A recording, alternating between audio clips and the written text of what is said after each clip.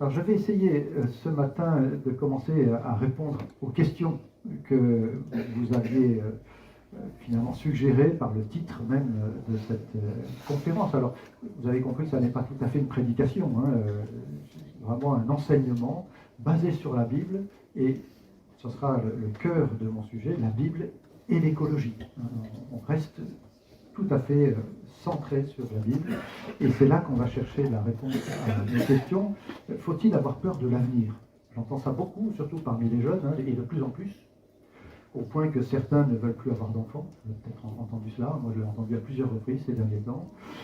D'autres veulent se passer de manger ceci ou cela, et voilà, toutes sortes de raisonnements, d'attitudes, qui montrent qu'ils ont une certaine peur de l'avenir. On parle d'éco-anxiété, ça c'est le terme un peu à la mode, et encore particulièrement, peut-être plus particulièrement parmi les jeunes. Pouvons-nous exploiter les ressources de notre terre sans mesure? Voilà encore une des questions qui se posent. Alors, vous n'êtes pas sans savoir qu'il y a cette fameuse COP, c'est la 28, je m'y perds un petit peu dans les chiffres, mais voilà, c'est une des questions qui est posée dans ces grands rassemblements. Pouvons-nous exploiter les ressources sans mesure? Et puis, slogan tout à fait à la mode, il faut sauver la planète. On entend cela aussi régulièrement. Alors, ce sont des questions auxquelles je vais essayer de répondre, mais je le redis, en fondant notre réflexion et j'espère aussi notre action écologique sur la Bible. Et j'aimerais, pour introduire ce moment, lire quelques versets que vous connaissez sans doute très bien dans le livre de la Genèse, au chapitre 1, les versets 27 et 28. Dieu créa l'homme et la femme à son image. Dieu les bénit. J'insiste sur cette bénédiction tout de suite. Dieu les bénit et leur dit: multipliez, devenez nombreux, remplissez la terre et soumettez-la. Dominez sur les poissons de la mer, sur les oiseaux du ciel et sur tout animal qui se déplace sur la terre. Dans ce premier chapitre de la Genèse, plusieurs verbes en fait sont à l'impératif, vous l'avez noté, ce sont des ordres qui définissent le mandat, la mission adressée par Dieu à l'homme et la femme au commencement, et on peut dire à toute l'humanité, mission de peupler la terre, de la soumettre, un verbe très fort, nous allons voir, de dominer les animaux et la création dans son ensemble.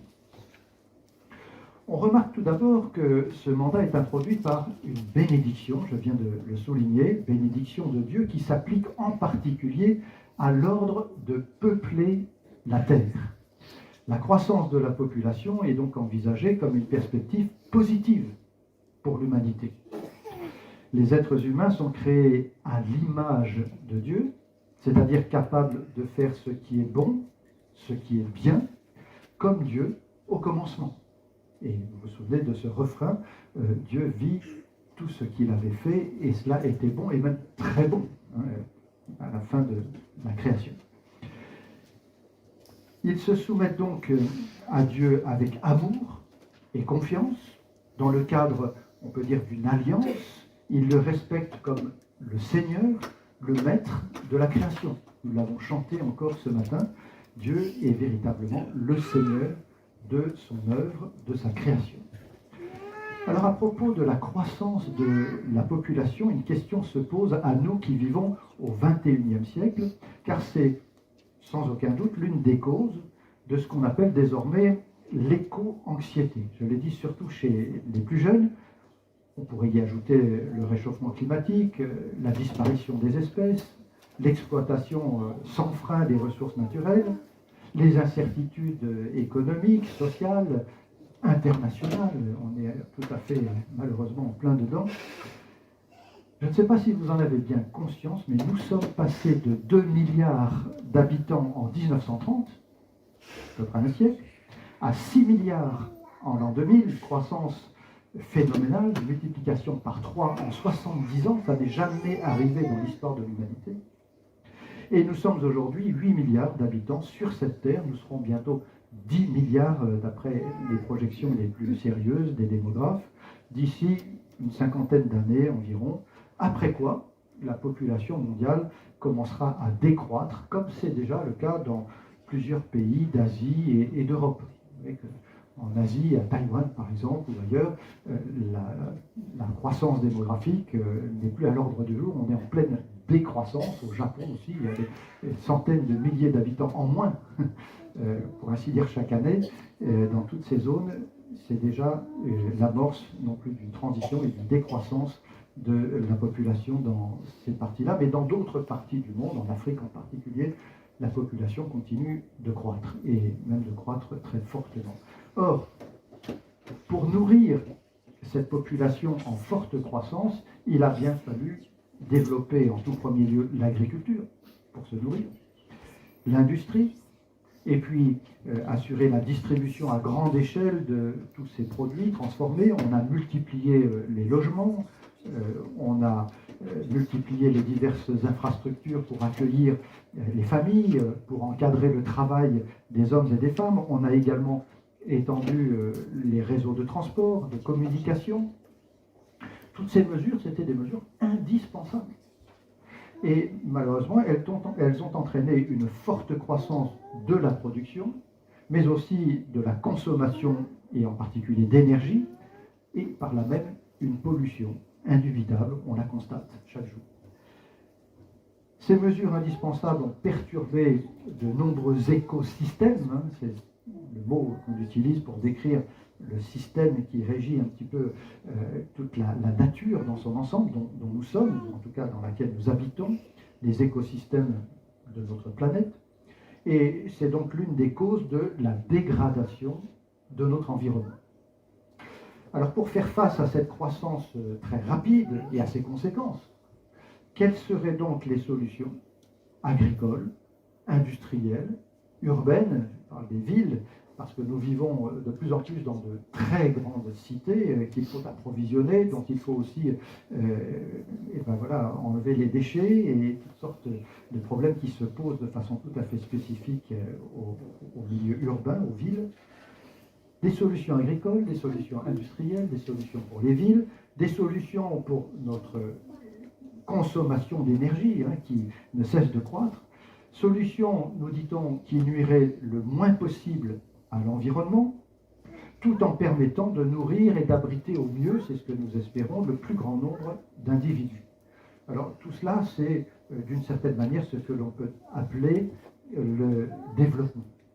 Et on ajoute, dans le meilleur des cas, il ne faudrait pas freiner tout de même un certain progrès économique, technologique, scientifique, social. Et j'ajouterais, et c'est peut-être ça qui manque dans beaucoup de discours écologiques, un progrès sur le plan spirituel. C'est ce qui manque. Un progrès, on pourrait dire, conforme en tout point au mandat de la Genèse, à la mission que Dieu a assignée à l'être humain au commencement. On peut noter ensuite que les verbes soumettre et dominer, alors en hébreu, dans le texte d'origine, peuvent se traduire dans le contexte de ce premier chapitre de la Genèse par l'expression « prendre soin ». Prendre soin de la création, et je vais m'expliquer. Prendre soin de la création comme des intendants mandatés par leur créateur pour bien gérer son domaine. Et j'insiste sur les termes. Prendre soin, gérer, il me semble que tout cela définit bien le mandat que Dieu confie à l'humanité au commencement. Mais ces verbes sont employés ensuite dans le Lévitique. Vous savez, quand je m'adresse à des personnes qui ne sont pas très familières avec la Bible, souvent je leur dis c'est votre livre de chevet. Le Lévitique, c'est le livre qu'on évite un petit peu parce qu'il est un peu ardu. Ça commence par toute une série, pendant 8 chapitres, sur les sacrifices qu'on offre à Dieu. C'est un peu rébarbatif. C'est dommage, parce que la suite de ce livre, c'est une collection de lois qui régissent les rapports sociaux, si vous voulez, entre les hommes et les femmes en société. Et il y a là beaucoup de lois précieuses qui nous parlent encore aujourd'hui. Et donc dans ce livre du Lévitique, troisième livre de la Bible, ces verbes sont employés, c'est d'ailleurs le cas aussi chez les prophètes, dans un sens négatif, pour interdire, pour prévenir, pour dénoncer dans certains cas un abus de pouvoir, une domination excessive. Tu ne domineras pas. Et c'est cela qu'il faut sans doute retenir.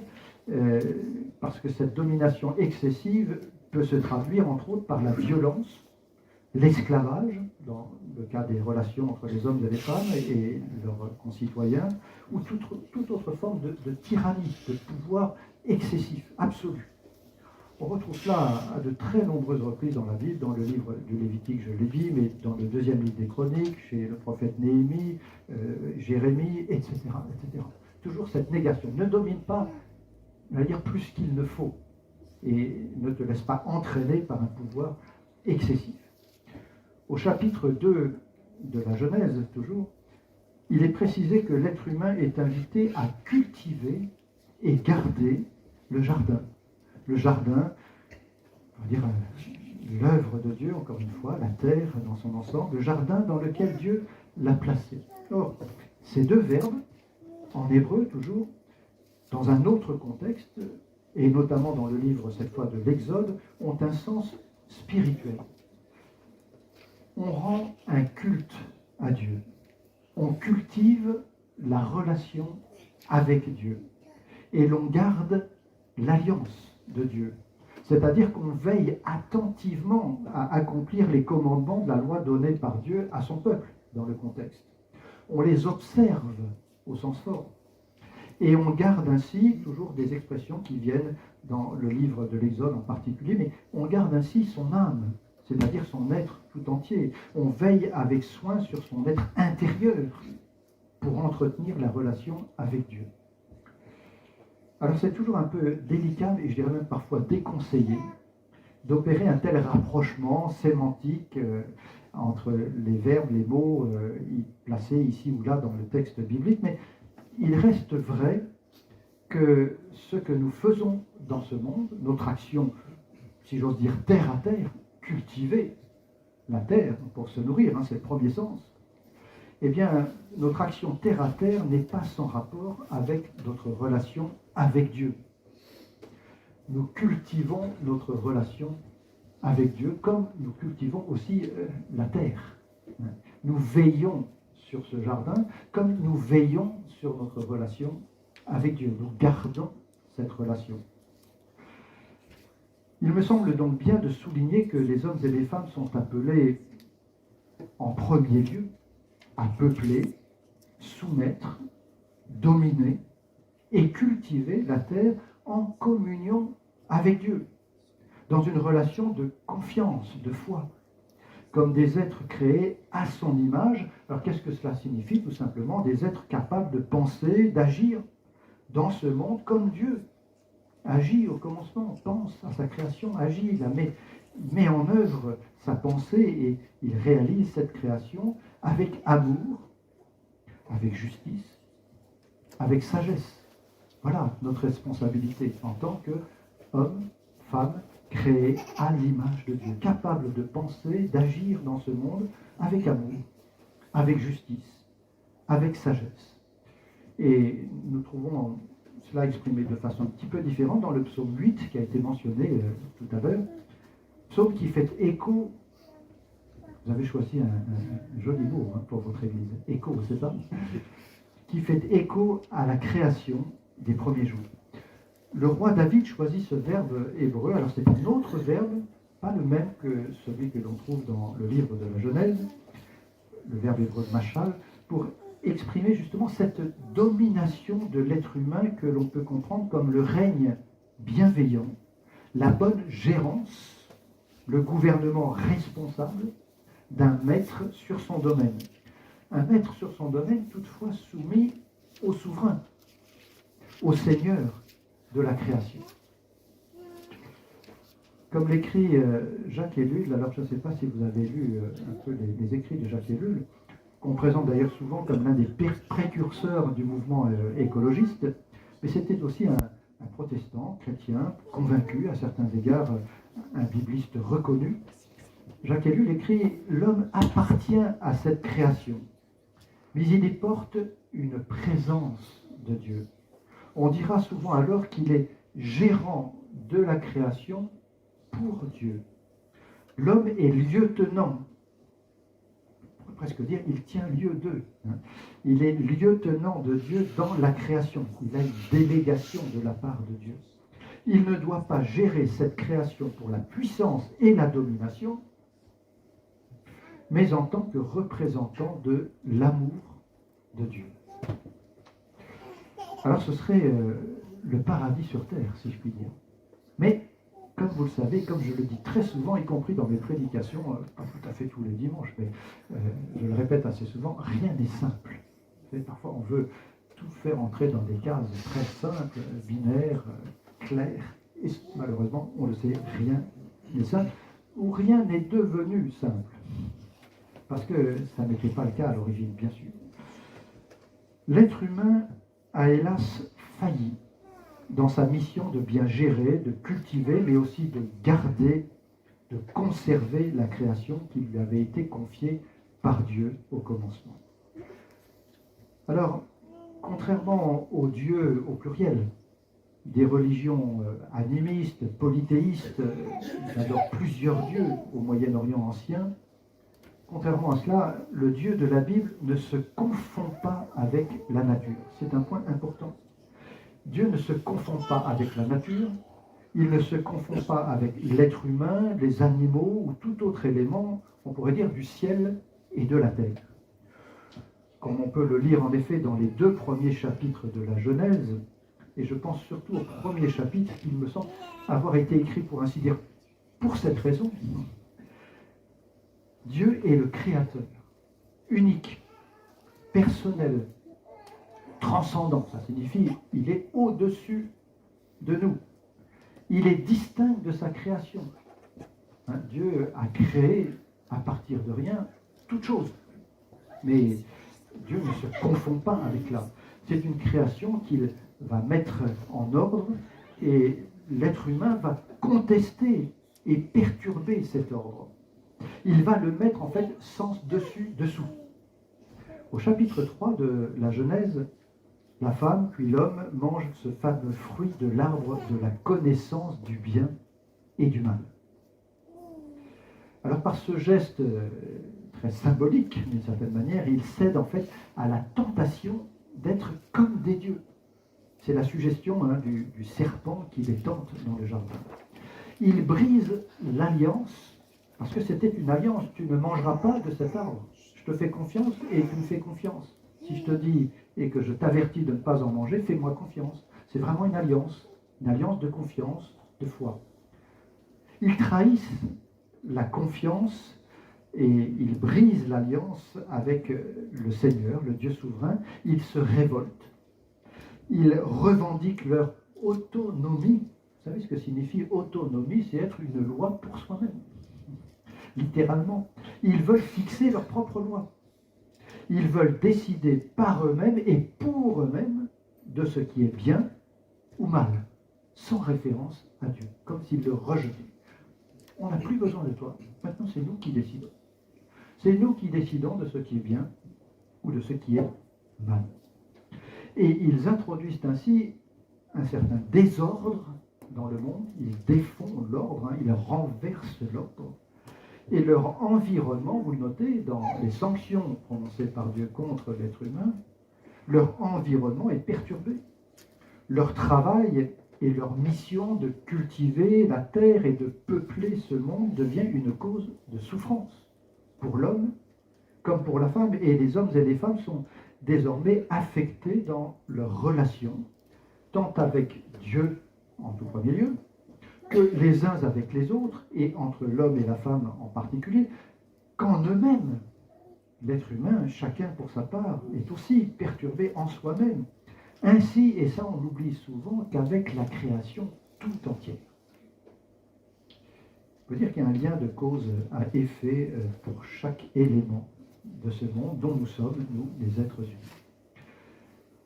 L'écho de cette révolte contre Dieu et de ses conséquences est particulièrement sensible, il me semble, dans la lettre que l'apôtre Paul écrit aux Romains, et cela dès le premier chapitre. Paul rappelle tout d'abord que la création porte l'empreinte de Dieu, du Dieu créateur, comme une démonstration, dit-il, de sa puissance.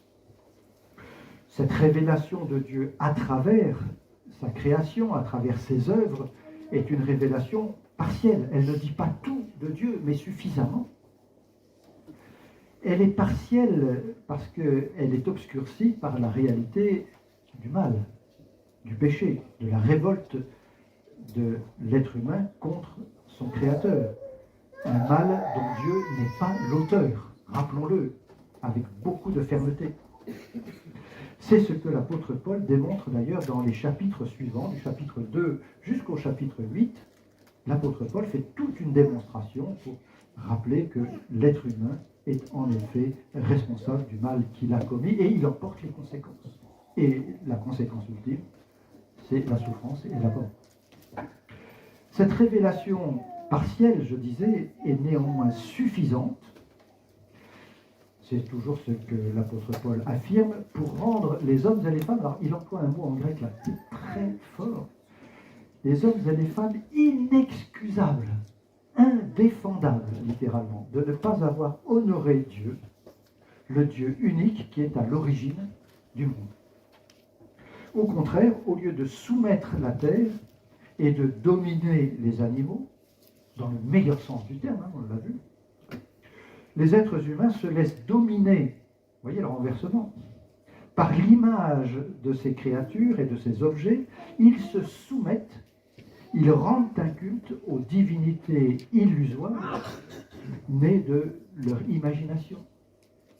Et ce culte idolâtre trahit cette propension, ce mouvement de l'être humain à franchir les limites de sa condition, tant sur le plan spirituel que moral et pratique. Franchir les limites, transgresser, c'est exactement ce que cela signifie, tout simplement parce que son comportement débridé, plus de bride, débridé, cette démesure, alors c'est un mot que j'avais utilisé assez souvent, on va au-delà de la mesure. Cette démesure le conduit à tordre d'autant plus, et jusqu'à la rupture, la relation avec Dieu, avec ses semblables, mais aussi avec la création dans son ensemble. Le renversement est complet.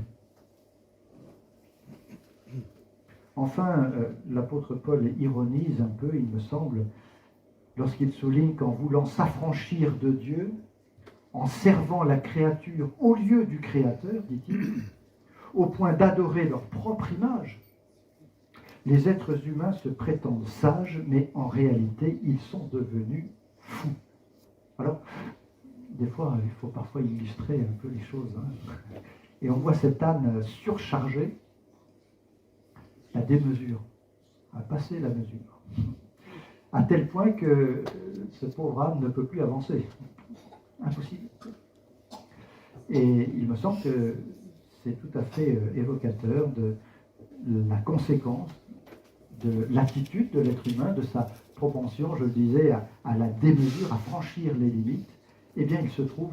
Alors, un jour, je donnais cette conférence, c'était à Lyon, et il y a une dame qui s'est levée dans l'assistance, qui a dit « Ah, mais cet âne est en train de mourir par asphyxie. » Bon, moi, je n'avais pas du tout pensé à cela, j'ai tout de suite rebondi. Je dis « Oui, mais c'est exactement ce que je veux montrer. » Quand on passe la mesure, on est en danger de mort.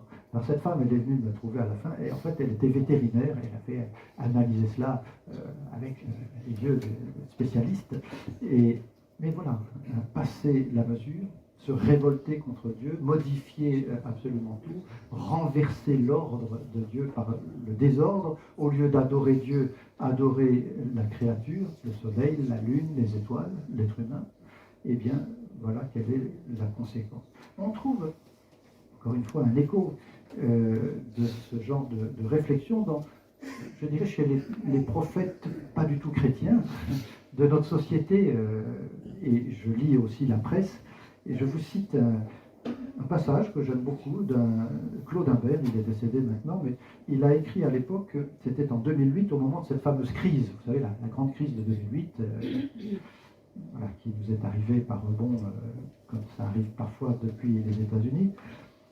Et là, Claude Imbert écrit ceci: le principal coupable donc, de cette crise, en 2008, évidence oubliée, c'est la démesure. Cette hubris, alors hubris c'est le mot grec pour la démesure tout simplement, où les anciens Grecs identifiaient le poison majeur de la vie collective. La démesure, c'est la défaite du bon sens, du sens commun, fils bâtard de la raison et de l'expérience. Beaucoup d'hommes sont doués de raison, mais fort peu de bon sens. Et le sens commun n'est pas de nos jours tendance. Il déserte nos palais de pouvoir et de finance, dévalués par les frénésies d'époque, les vertiges de l'accélération, l'évasion dans le virtuel, le mépris du juste milieu, le dédain de la modération. Alors, voilà, ce sont des mots qu'il faut entendre et qui me semblent bien définir ce que l'on peut appeler encore aujourd'hui, et 15 ans après cette crise, c'est toujours un petit peu le même constat, la démesure. Jésus précise que cette folie, cette démesure a pour origine le cœur de l'être humain. Alors c'est quoi le cœur de l'être humain dans la Bible? C'est le siège de ses pensées, de sa réflexion, de la raison, mais aussi de ses émotions et de ses désirs. C'est tout cela, le cœur. Dans la Bible, il y a plusieurs mots qui peuvent parfois se recouper pour parler de ce qui fait le cœur, c'est-à-dire l'être intérieur de l'homme et la femme dans ce monde. Les hommes et les femmes ne peuvent pas toujours maîtriser, c'est ce que Jésus mentionne dans ces versets de Marc 7 en particulier, ne peuvent pas toujours maîtriser les débordements de leur cœur, leur passion, qui les conduisent justement à transgresser. Et Jésus va citer un certain nombre de lois pour illustrer cela, à transgresser, à franchir les limites de la loi, dont Jésus rappelle donc à cette occasion quelques-uns des commandements. Et on peut établir ici un lien entre la pollution spirituelle et morale de l'être humain et la pollution physique de ce monde qui l'environne de toutes parts. Chose qu'encore une fois, on entend très peu dans le discours sur l'écologie. En d'autres termes, puisque nous parlons justement d'écologie, on peut avancer que les interactions entre les êtres vivants et leur milieu, ça c'est une définition d'écologie, comment les interactions se produisent entre les êtres humains et leur milieu, et entre tous les êtres vivants dans ce milieu. On peut avancer donc que ces interactions sont dénaturées, vidées de justement ce qui ferait la nature, dénaturées par les appétits insatiables de l'être humain. On le voit, j'en veux plus, encore plus, toujours plus. En particulier cette soif excessive, maladive, de pouvoir, de richesse et de plaisir. Ce sont les trois grandes tentations et les trois, je dirais, grands péchés, si je puis dire, dénoncés régulièrement et avec vigueur par les auteurs de la Bible, dans l'Ancien comme dans le Nouveau Testament. Cette soif excessive, je le redis, maladive de pouvoir, de richesse, d'argent, quel Dieu redoutable, de plaisir, soif excessive. Alors, ne vous choquez pas, je vais citer le pape, le pape Jean-Paul II. Et je vous expliquerai pourquoi d'ailleurs. Je citerai aussi le pape François qui a écrit cette encyclique. On ne peut pas l'ignorer, il y a d'ailleurs d'excellentes choses dans tout cela, et parfois d'autres choses plus discutables, mais il faut retenir ce qui est bon, selon l'adage biblique. Mais il me semble que Jean-Paul II a fort bien exprimé cette tendance à la démesure dans l'une de ses lettres encycliques. Alors ça remonte un petit peu, c'était au tournant c'était même en 1991, je vois ça. Voilà, je vous lis ces quelques phrases. L'être humain, saisi par le désir d'avoir et de jouir plus que par celui d'être et de croître, consomme d'une manière excessive et désordonnée les ressources de la terre et sa vie même. Il croit pouvoir disposer arbitrairement, selon son arbitrage, du bien et du mal, mais sans Dieu, arbitrairement de la terre en la soumettant sans mesure à sa volonté. Au lieu de remplir son rôle de collaborateur, on n'est pas très loin du lieutenant, dont on parlait tout à l'heure, de collaborateur de Dieu dans l'œuvre de la création, cultivée et gardée. L'homme se substitue à Dieu et ainsi finit par provoquer la révolte de la nature, plus tyrannisée que gouvernée par lui. Il semble que ça résume bien les choses. Et il faut tenir compte de tout cela. Alors, je ne vais pas passer cette diapo, mais juste pour la petite histoire, je donnerai une explication. En fait, cette phrase, elle existe chez Jean-Baptiste de Lamarck, donc au XIXe siècle, scientifique, très rationaliste, je dirais même athée, et qui fait toute une démonstration, à peu près dans les mêmes termes, sur justement la démesure de l'être humain qui le conduit à appauvrir, voire totalement dénaturer le monde, et notamment il parle justement des espèces végétales, c'est peut-être pour ça que ça m'a touché davantage, et au fond qui fait d'un jardin le désert. Et c'est très intéressant de voir cela bien avant le pape, qui va reprendre à peu près les mêmes phrases, dans un sens cette fois-ci spirituel, et c'est intéressant à ce titre. Je reprends donc mon discours. La nature humaine, comme d'ailleurs la nature en général, sont comme viciées. Elles sont défectueuses, si vous voulez. Elles sont atteintes par une forme de corruption. On emploie le mot assez souvent, d'ailleurs. Et vous savez que la corruption, une des définitions, c'est une sorte de gangrène. Ça gagne petit à petit, comme la rouille sur le métal. L'être humain est diminué, entre autres dans sa capacité à bien gérer la création, elle-même altérée par ce désordre.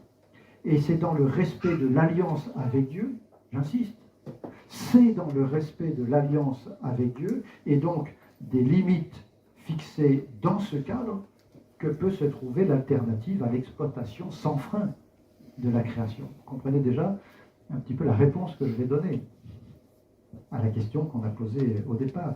Et c'est donc surtout l'être humain qu'il faut sauver, libérer du mal, afin qu'il puisse porter secours à la planète. Et quand j'entends il faut sauver la planète, je pense tout de suite, mais c'est l'être humain qui est au cœur de cette affaire, c'est lui qui est en cause. C'est son cœur qui est gangréné, corrompu. Et c'est par là qu'il faut commencer et envisager une remise en ordre. Alors, s'agissant de remise en ordre, on va se pencher maintenant sur la loi de Moïse, qui pose un certain nombre de limites, justement, à l'activité humaine. L'Ancien Testament inspire de toute évidence la réflexion de l'apôtre Paul. La loi transmise par Moïse au peuple d'Israël apparaît, je le disais, comme une remise en ordre. Je m'explique. Cette loi de Moïse, et en particulier les 10 commandements, et je dirais même à commencer par les tout premiers commandements, cette loi interdit en premier lieu de représenter Dieu sous la forme d'un être vivant ou d'un objet qui se trouve dans le ciel, sur la terre et dans la mer. Elle interdit également de rendre un culte à ces images, ces représentations. C'est très important, hein, au premier siècle, au siècle du Proche-Orient ancien, alors c'est bien avant le premier siècle de notre ère, bien sûr, lorsque la Genèse est écrite, et je dirais même avant, lorsque Abraham a cette révélation de Dieu, une des premières choses qu'ils comprennent et qu'ils écrivent, c'est Dieu. Ça n'est pas le soleil, ce n'est pas la lune, ce n'est pas les étoiles. Et c'est ce que redit Moïse dans la loi. Ne confonds pas Dieu avec ces choses-là. Or, dans l'énoncé des bénédictions et des malédictions qui clôt cette loi de Moïse, on trouve cela dans le livre du Lévitique, toujours, au chapitre 26, dans le Deutéronome, au 28, un lien étroit est souligné. Alors, retenez bien. L'obéissance à cette loi, le climat favorable, tiens, le climat, on en parle beaucoup aujourd'hui, dérèglement climatique, l'obéissance à cette loi de Dieu, le climat favorable, la fertilité de la terre, encore un des grands problèmes écologiques de ce siècle aujourd'hui, l'abondance des récoltes et le culte que l'on rend à Dieu avec joie et avec reconnaissance. Tout se tient. La création dans son ensemble est dépendante de l'attitude de l'être humain envers Dieu. Il faut le souligner très fort. La création dans son ensemble est dépendante de l'attitude de l'être humain envers Dieu, c'est-à-dire de son obéissance ou non à la loi transmise par Moïse. C'est clair et c'est net dans l'Ancien Testament. Et je vais le dire à plusieurs reprises. Le repos hebdomadaire du sabbat, 7e jour, jour de repos. Il me semble que ce repos hebdomadaire est à cet égard l'une des expressions pratiques de cette interdépendance. Le sabbat, c'est une limite posée par Dieu à l'activité des êtres humains. Tu travailleras 6 jours, mais le 7e, tu t'arrêteras. Tu cesseras. C'est ce que signifie le mot sabbat, Shabbat. Tu cesseras ton activité. C'est un signe tangible de la relation exclusive entre Dieu et son peuple. Exclusive. Un seul Dieu. Une relation basée sur la foi au Dieu d'amour, car il n'y a pas de véritable repos sans confiance. Et il n'y a pas de confiance sans amour. Pourquoi on peut entrer dans le repos de Dieu? C'est parce qu'on lui fait confiance et parce qu'on a compris que c'est un Dieu qui nous aime profondément.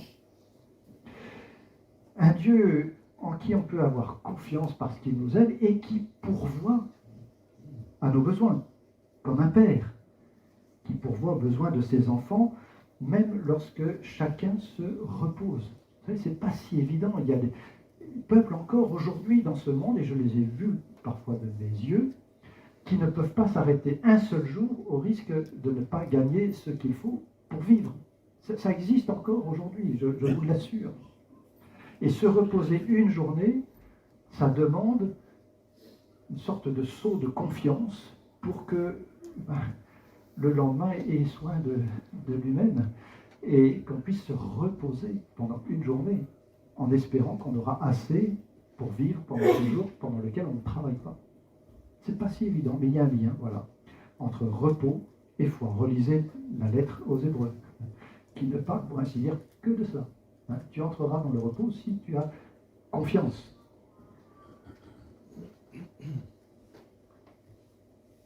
La confiance en un Dieu souverain est, il me semble, un bon remède pour surmonter la peur, chaque jour. Et on a posé cette question, l'éco-anxiété. Commençons par placer notre confiance en un Dieu qui nous aime et un Dieu à qui l'on peut s'adresser pour dire « Donne-nous notre pain de ce jour ». Vous savez, le Notre Père, chaque fois que je relis cette prière que Jésus enseigne à ses disciples, je me dis « Mais il y a tellement de choses dans cette prière. Et notre pain, ce sont tous nos besoins. » Les apôtres le soulignent. N'ayez pas peur. Dieu pourvoira à tous vos besoins selon sa richesse en Jésus-Christ. Vous le croyez? C'est extraordinaire cette phrase. Et si on la prend au mot, c'est une magnifique promesse et je pense qu'elle se réalise. Alors, on note aussi dans le sabbat que les animaux domestiques, ou domestiqués si vous voulez, pour le travail notamment, le travail des champs en particulier, eh bien, ces animaux domestiques ont également droit au repos du sabbat. C'est intéressant de constater que Dieu a inclus les animaux dans l'ordre de se reposer. Le respect, on en parle beaucoup, de l'animal. Un respect, et de même que la terre dans son ensemble, la terre cultivée, qui elle aussi doit se reposer. Elle doit être laissée en jachère, en principe, tous les 7 ans. On trouve cela dans le livre du Lévitique, toujours au chapitre 25 et à plusieurs reprises.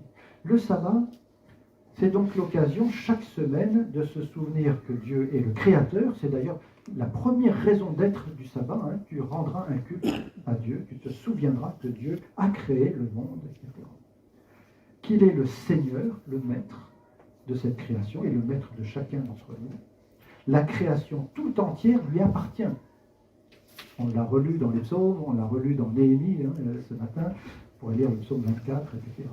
Et cette reconnaissance, en principe, doit conduire l'être humain à prendre soin du monde qui lui est confié. Vous voyez, tout cela se tient encore une fois. Mais lorsque les commandements de la loi sont transgressés, notamment ce culte exclusif rendu à Dieu et le respect du sabbat, si vous relisez les prophètes, vous verrez que les deux sont souvent liés. Le culte que l'on rend à Dieu et le respect du sabbat, souvent associés.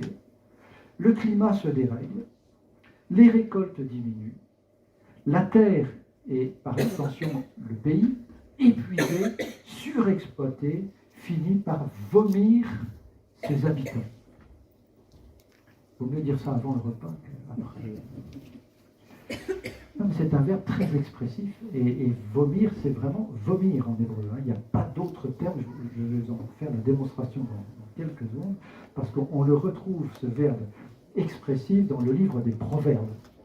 Lorsque le sage donne ce conseil, et c'est aussi un appel à la modération, si tu trouves du miel, n'en mange pas trop, sinon tu en seras dégoûté au point de le vomir. Mais pas trop. Dans notre église, il y a un homme dont le papa, il y a pas mal d'années maintenant, a fait un pari stupide. Ça arrive quand on est jeune. Il a parié avec un de ses copains qu'il avalait un pot de miel complet. Alors je ne sais pas contre quoi et avec quel enjeu. Mais il a mangé son pot de miel tout entier. C'est une histoire véridique. Il a été malade au point que il suait en quelque sorte le miel. Alors on peut dire que ça sent bon le miel, mais là, voilà, malade, au point de vomir, et cet homme a été très malade. Je pense toujours à lui, et j'ai connu cet homme à chaque fois que je cite ce verset du livre des Proverbes. N'en mange pas trop. Voilà le conseil. Attention, ne franchis pas les limites, ne va pas trop loin. Ne sois pas comme ceux qui sont insatiables. Contentez-vous de ce que vous avez, dit l'apôtre Paul. J'y pense souvent aussi. Peut-être on va dialoguer tout à l'heure et on se dira peut-être les uns les autres, c'est pas si simple. La nourriture, dit-il à Timothée, et le vêtement vous suffira. Quand je regarde ma maison, je me dis, oh là là, nous sommes très loin. On est passé peut-être aussi dans une certaine défaite. Les prophètes d'Israël évoquent également ce lien entre désobéissance à la loi, dérèglement climatique, dégradation de la nature et conditions de vie précaires. Et c'est le cas, entre autres, du prophète Jérémie. Et je vais finir par notre première partie, par ces citations avec un bref commentaire. Je lis d'abord dans Jérémie au chapitre 5. « Ne reconnaissez-vous pas mon autorité ?» demande le Seigneur. C'est lui qui a l'autorité de le mettre. « Ne tremblez-vous pas devant moi? C'est moi qui ai donné le sable pour limite à la mer, une frontière définitive qu'elle ne peut pas franchir. Ces vagues ont beau s'agiter, elles n'y parviennent pas. Elles ont beau mugir, elles ne passent pas. Mais ces gens ont l'esprit indocile, le cœur rebelle. Ils s'enfuient, ils s'en vont. Ils ne se disent pas, nous devrions reconnaître l'autorité du Seigneur notre Dieu. Il nous donne à l'automne et au printemps la pluie quand il faut. Il nous assure chaque année du beau temps pour les semaines de la moisson. Et voilà ce que Jérémie ajoute. Vos torts, vos péchés ont perturbé tout cela. Vos fautes vous privent de ces bienfaits. Voilà un rapport de cause à effet entre le mal que commet l'être humain et le dérèglement dans son ensemble de son environnement. Le prophète Osée avait aussi déjà mis en garde son peuple, le peuple d'Israël, dans le même sens, au chapitre 4. Le Seigneur est en procès contre les habitants du pays, gens d'Israël. Écoutez donc ce qu'il déclare. Dans ce pays, il n'y a plus ni vérité, ni bonté. On ne me reconnaît plus comme Dieu. On maudit, on ment, on assassine, on commet des vols et des adultères. Voilà la loi, clairement exprimée, rappelée. On ne connaît plus de limite. Les meurtres succèdent aux meurtres. C'est pourquoi le pays subira une terrible sécheresse. Tous ses habitants dépériront, à commencer par les bêtes des champs et les oiseaux du ciel, et même les poissons dans la mer disparaîtront. la disparition des espèces, hein, je ne sais pas. Voilà, encore une fois, rien n'est simple, j'y reviendrai, mais quand même, c'est un constat. Alors il faut aller juste un tout petit peu plus loin pour préparer ce que je dirai cet après-midi, et je termine par cela. Moïse et les prophètes, et plus tard d'ailleurs les auteurs du Nouveau Testament, sont par ailleurs conscients que tout être humain se heurte à son incapacité désormais radicale, depuis la faute, depuis la chute, d'accomplir la loi de Moïse, la loi de Dieu, à la perfection. Impossible.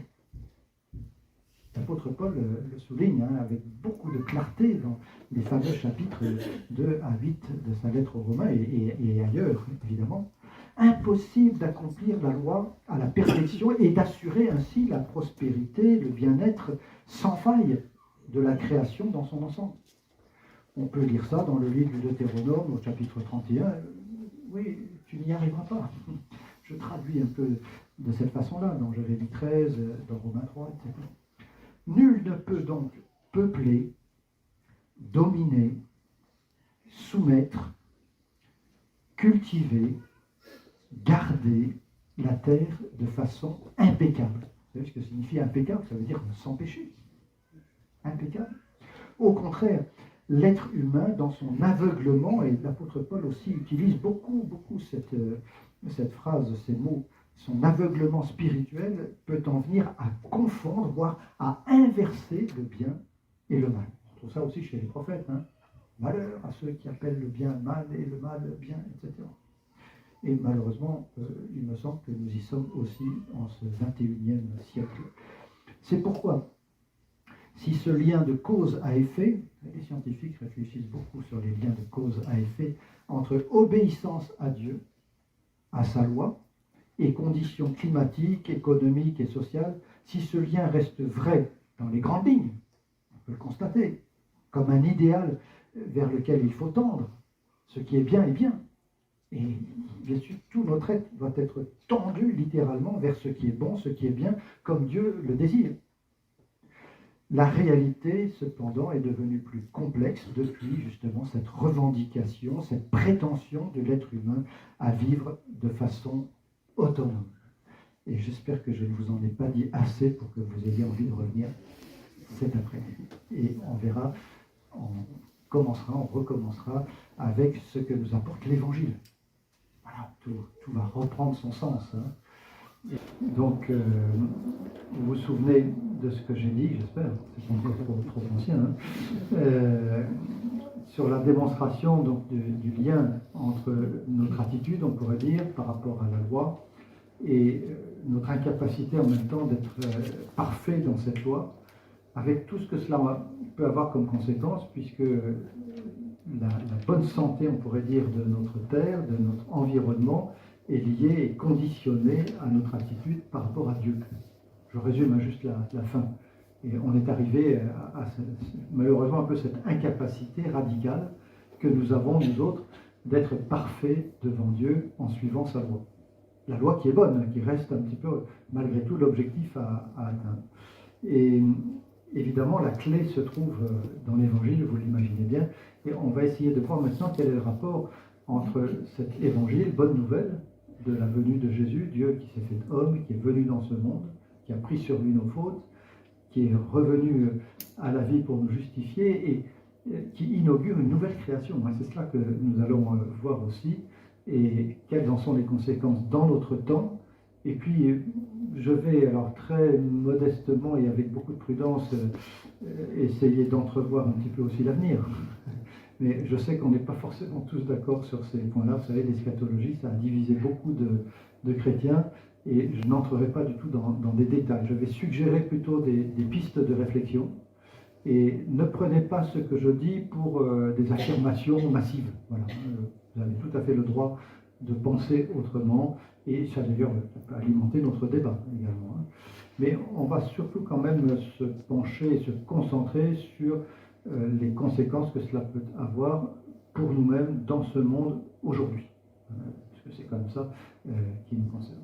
Alors, je vais essayer de clarifier un petit peu les choses, et bien sûr, le Seigneur Jésus, Dieu qui s'est fait homme, vient dans ce monde pour rétablir la situation.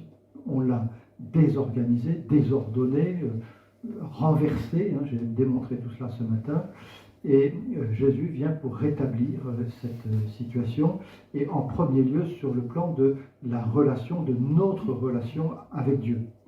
Et de cette façon, la Bible, puisque nous parlons de la Bible et l'écologie, la Bible évoque ce remède qui se manifeste déjà de façon, disons, imagée sous le régime de l'ancienne alliance. Et cela se manifeste en particulier dans le rituel du temple. Alors, qu'est-ce qui se passait dans le temple? D'abord, tabernacle dans le désert, temple à Jérusalem, on y offrait des sacrifices d'animaux.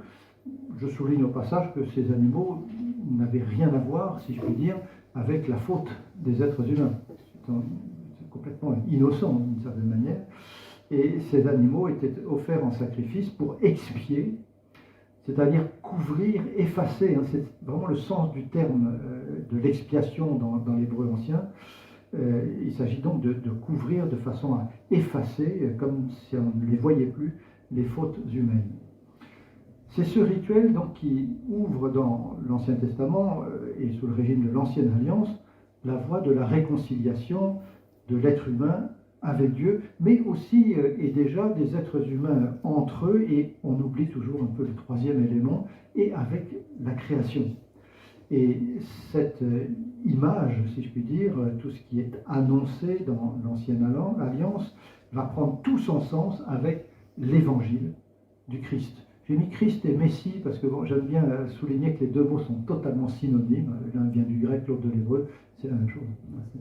Le Christ ou le Messie, celui qui recevait l'onction et qui était désigné par cette onction comme roi, prophète, sacrificateur sous le régime de l'Ancienne Alliance. Et Jésus, bien sûr, cumule toutes ces fonctions. Il est le roi par excellence, le prêtre par excellence et le prophète par excellence.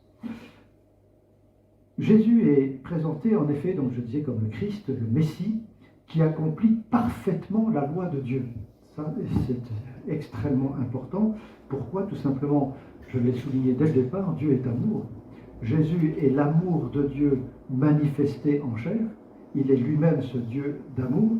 Et Jésus étant parfaitement ce Dieu d'amour, il accomplit la loi de Dieu, puisque la loi peut se résumer par, vous le savez bien, ces deux phrases: tu aimeras le Seigneur ton Dieu. Qui d'autre que Jésus peut aimer davantage le Père, et ton prochain comme toi-même? Qui donc, autre que Jésus, a pu aimer les êtres humains autant que lui, jusqu'à mourir, on peut dire, à notre place, pour nous, par amour.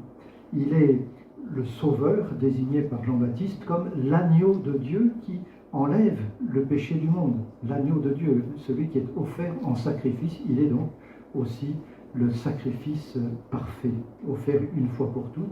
Il est le Seigneur, et ce terme, je le souligne souvent, montre qu'il inaugure par sa mort et par sa résurrection une nouvelle alliance et même une nouvelle création. On pense toujours en termes de futur, le royaume de Dieu, voilà, la nouvelle création. La nouvelle création, elle commence en Jésus-Christ, c'est-à-dire dans l'union à Jésus-Christ, mort et ressuscité. Lorsque Jésus revient à la vie, il inaugure littéralement la nouvelle création. Alors, elle est aussi à venir, je vais en parler dans quelques instants, mais c'est important de le souligner. Jésus est le premier-né, écrit l'apôtre Paul, de cette nouvelle création. C'est ce qu'ont annoncé d'ailleurs les prophètes, et c'est ce que confirment les apôtres. Alors, tous ces titres, tous ces actes messianiques résument ce qu'on appelle l'évangile, la bonne nouvelle de la venue du Fils de Dieu, Dieu le Fils, j'aime bien le dire aussi comme ça, dans ce monde. J'ai cité ce matin le pape Jean-Paul II, j'avais cité cet après-midi le pape François. C'est difficile d'en faire l'économie parce qu'il a écrit cette lettre encyclique, vous avez sûrement entendu parler, Laudato Si, qui est un long résumé de toute la situation, à la fois écologique mais aussi spirituelle. Et il y a beaucoup de choses très intéressantes dans cette lettre encyclique où le pape mentionne l'évangile et ses conséquences positives sur notre environnement. Et il utilise là une expression qui, à mon sens, a été plutôt mal comprise lorsqu'il parle de conversion écologique. Vous avez déjà certainement entendu cela parce que c'est passé dans les médias. Et beaucoup de gens le comprennent en disant, en gros, il faut se convertir à l'écologie. Et là, il y a un contresens terrible. Ce n'est pas du tout ce qu'a voulu dire le pape François.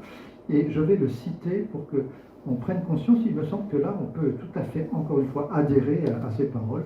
Alors, dans cette lettre encyclique, il y a des choses sur lesquelles on peut discuter, d'autres, parfois, il faut trancher un petit peu, mais il y a aussi des choses auxquelles nous pouvons pleinement adhérer, et ce sont, en tout cas, ces quelques phrases. Je veux proposer aux chrétiens quelques lignes d'une spiritualité écologique qui trouvent leur origine dans des convictions de notre foi, car ce que nous enseigne l'Évangile a des conséquences sur notre façon de penser, de sentir et de vivre. Donc, notre foi en l'Évangile a des conséquences dans notre vie, dans tous les domaines de notre vie. Nous devons aussi reconnaître que certains chrétiens engagés et qui prient ont l'habitude de se moquer des préoccupations pour l'environnement avec l'excuse du réalisme et du pragmatisme. Oui, c'est pas si important, et puis voilà. D'autres sont passifs. Ils ne se décident pas à changer leurs habitudes et ils deviennent incohérents. Ils ont besoin d'une conversion écologique, et voilà la définition qu'il en donne, qui implique de laisser jaillir toutes les conséquences de leur rencontre avec Jésus-Christ sur les relations avec le monde qui les entoure. Nous sommes tous d'accord. Il me semble que là, les conséquences de notre rencontre avec celui qui incarne l'Évangile a donc des conséquences dans nos relations avec le monde qui nous entoure, bien sûr, avec le Seigneur lui-même en tout premier lieu, je l'ai largement souligné. En d'autres termes, l'écologie n'est pas une fin en soi. Encore une chose qu'on entend beaucoup aujourd'hui, comme si l'écologie allait résoudre tous les problèmes, alors que, je l'ai bien souligné ce matin, le problème est aussi le cœur de l'être humain qui a besoin d'être transformé, changé. Une écologie authentiquement chrétienne reste centrée sur l'Évangile, sur Jésus, qui incarne cette bonne nouvelle, sur Dieu, le Père, le Fils et l'Esprit Saint, qui donne tout son sens à notre vie dans ce monde. Et je le dis très très très couramment, si on s'éloigne un tant soit peu de ce centre de notre vie chrétienne, de l'Évangile, de notre foi en Jésus mort et ressuscité, de notre foi en Dieu, Père, Fils et Saint-Esprit, on risque très vite de déraper, quel que soit le sujet que l'on aborde, que ce soit celui de l'écologie ou bien d'autres. Alors je vais parler un tout petit peu de ce qu'on peut entrevoir à partir, bien sûr, de toutes ces vérités bibliques, des temps de la fin, ce qu'on appelle l'eschatologie. Les hommes et les femmes réconciliés avec Dieu, leur Créateur, je parle encore une fois de Dieu le Père, par la foi en Jésus, Dieu le Fils, forment un nouveau peuple. Relisez Éphésiens 2, où les choses sont très clairement exprimées. Les Juifs et les non-Juifs qui ont cru en Jésus, Sauveur, Seigneur, forment un nouveau peuple. Le mur est renversé, le mur de haine qui les séparait a été renversé par Jésus en tant que Christ, Messie, et ils forment ensemble, écrit l'apôtre Paul, un nouveau peuple. Mais ils ne vivent pas encore, si on peut dire, physiquement dans la nouvelle création.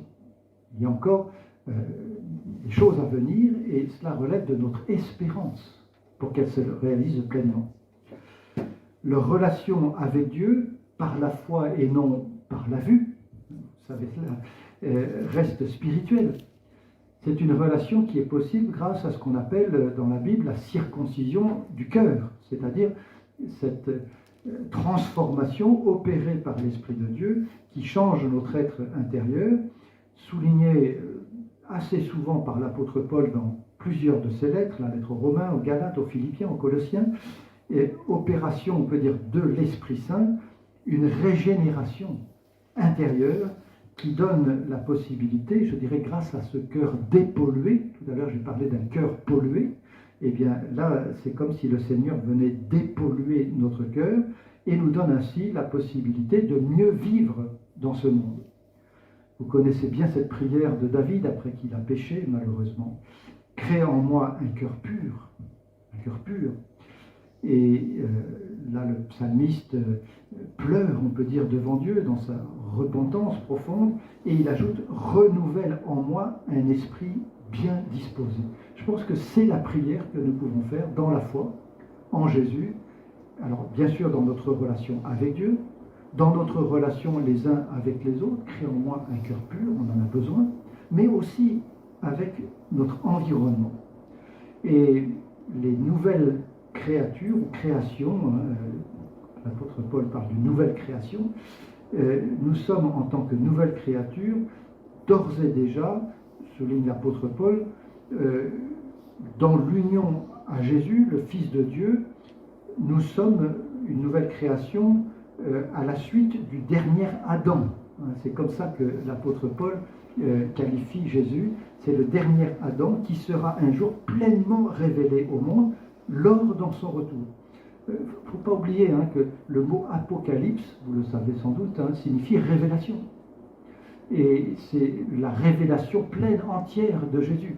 Lorsque Jésus revient, tous peuvent le voir. L'apôtre Paul dit que ce sera une vision cosmique à laquelle tous auront accès, pas toujours avec la même disposition d'esprit malheureusement.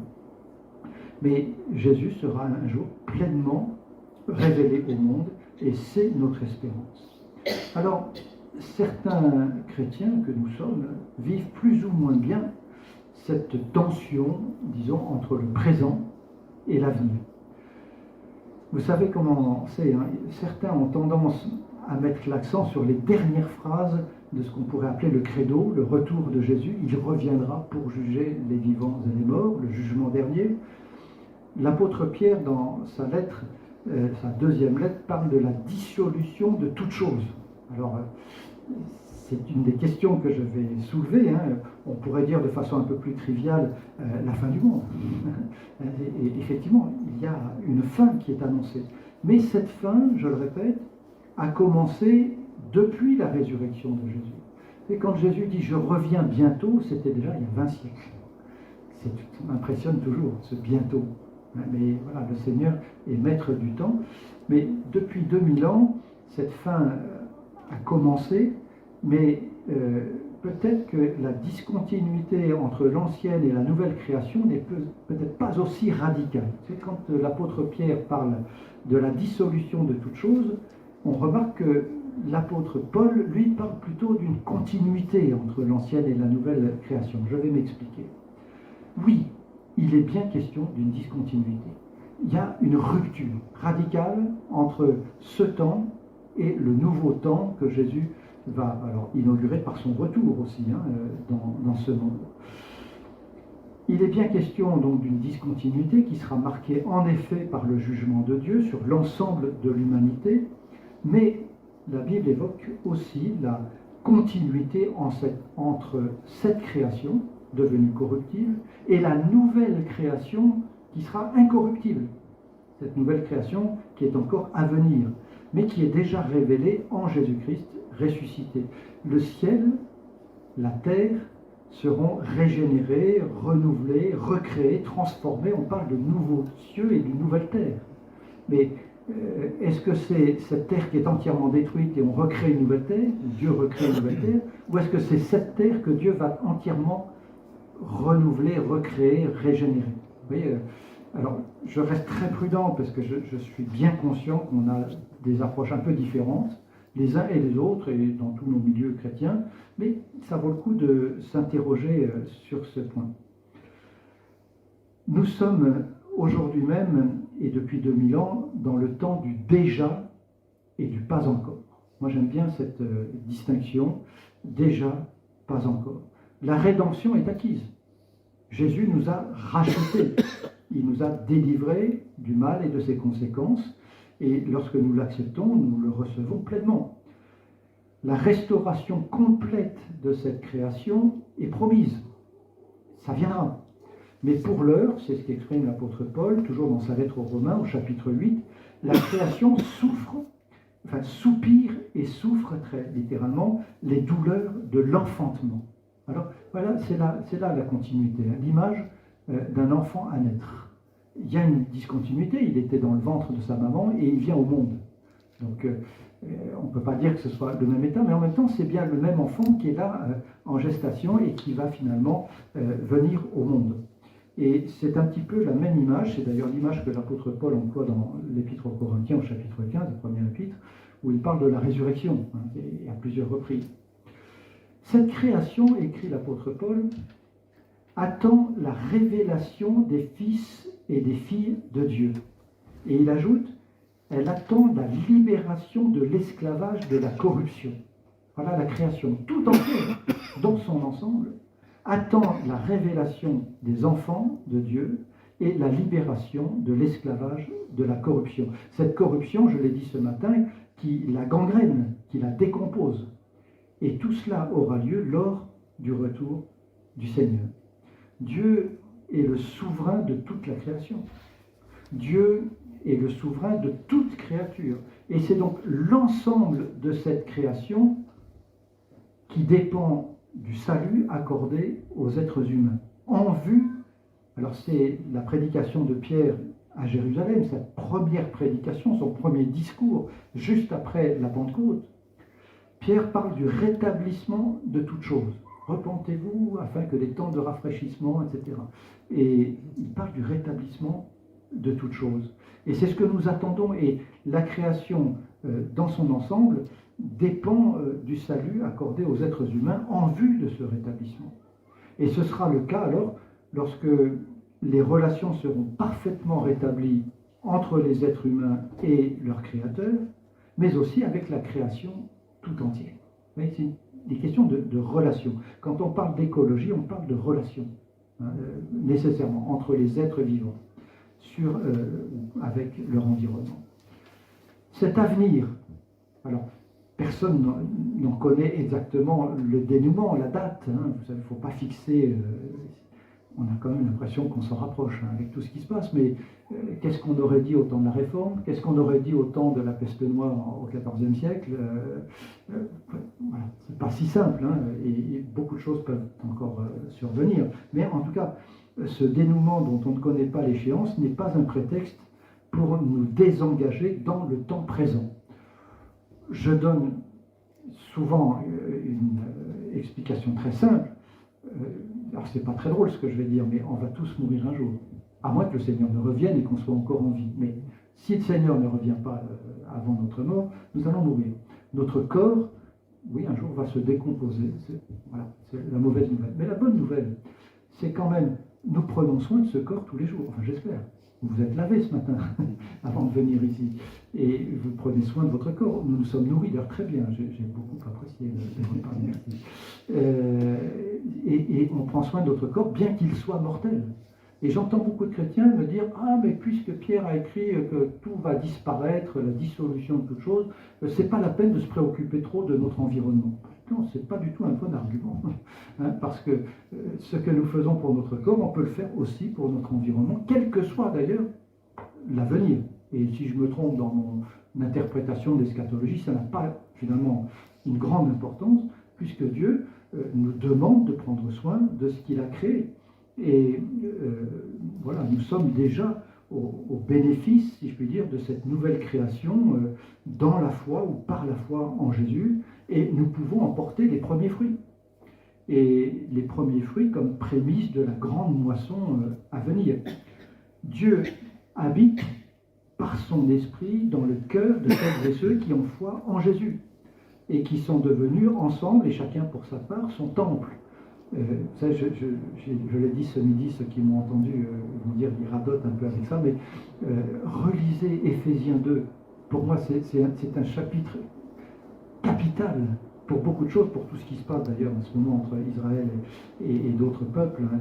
Éphésiens 2, c'est la grande réconciliation par la foi en Jésus, et par la foi seule en Jésus, mais nous sommes devenus, chacun pour notre part, ensemble et séparément, le temple du Seigneur. C'est ce que l'apôtre Paul écrit. Son corps, sa famille, son peuple. Il utilise tous ces termes dans Éphésiens 2. Et on les utilise, bien sûr. Nous sommes frères et sœurs, membres d'une même famille. Nous sommes membres d'un même corps. Hein, l'apôtre Paul utilise très très souvent cette métaphore, cette image. Nous sommes son temple, dont Jésus est la pierre d'angle, la pierre principale. Et toutes ces images sont utilisées d'ailleurs à plusieurs reprises dans la Bible, Ancien et Nouveau Testament. On peut aussi penser à la vigne, hein, l'image de cette vigne déjà présente dans l'Ancien Testament et que Jésus reprend à son compte. Il est le cep dont nous sommes les sarments. Et on peut ajouter qu'il cultive et garde cette vigne avec soin, sans négliger d'ailleurs la taille et l'émondage quand c'est nécessaire, et c'est nécessaire pour l'entretien de cette vigne. C'est quand on est éprouvé dans notre foi, c'est que le Seigneur taille un petit peu la vigne pour qu'on porte de plus beaux fruits.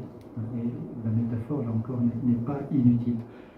Ce changement intérieur, opéré par l'Esprit de Dieu, a bien évidemment des conséquences sur notre environnement extérieur. C'est là que je veux en venir. Et vous voyez, je ne pouvais pas faire l'économie de toute la démonstration qui précède. Notre cœur a besoin d'être changé. Il est changé par la foi en Jésus, changement intérieur opéré par l'Esprit de Dieu. Et ce changement a des conséquences dans notre vie et dans tous les domaines de notre vie, y compris dans notre rapport à notre environnement. L'environnement, c'est quoi? C'est tout ce qui nous environne, aussi simplement, à toutes les échelles. On peut réfléchir à l'environnement d'une église, d'un bâtiment comme celui-ci. D'ailleurs, on est invité à le faire. Quelles économies, comment bâtir, comment...